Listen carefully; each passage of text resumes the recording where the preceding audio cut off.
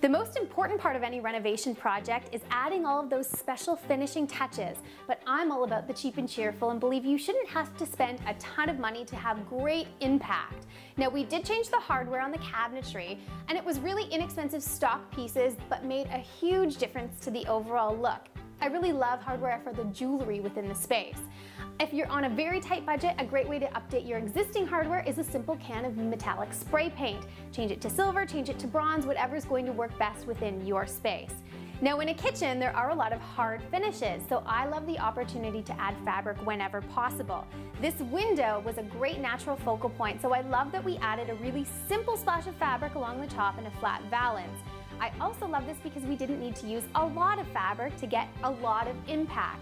Overall, it was very inexpensive, but the colors within that fabric really tied together our overall color palette, and the nice little hits of yellow gave us a fun way to add splashes of the homeowner's personality. When you're redecorating a space, it's really important to create a very cohesive color palette and think about what colors and where the colors are going to fall within your space. In this kitchen, we started with the countertop because we knew that that was going to stay. So a great tip is to actually pull out a fan deck and color match all of the elements that will be staying in the space. That way you have a traveling companion when you're pulling other finishes and palettes into the look. Now, moving from this really beautiful earthy finish, I looked a little closer into the countertop and found a really beautiful cream color that actually color matched to cotton balls, and that's the color that we use to really freshen up the cabinetry.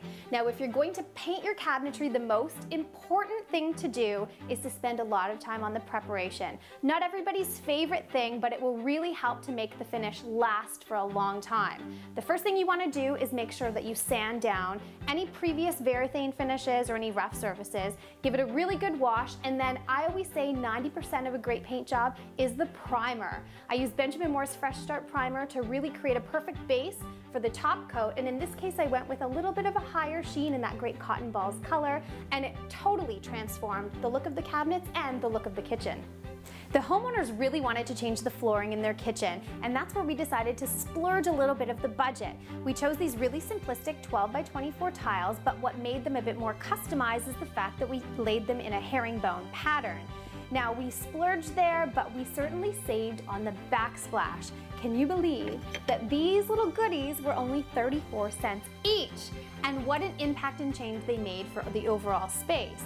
Now, we took the inexpensive tile and laid them in a very classic brick pattern, but if you simply laid them in a herringbone style or basically any other offset pattern, you really do get a further customized look to the space.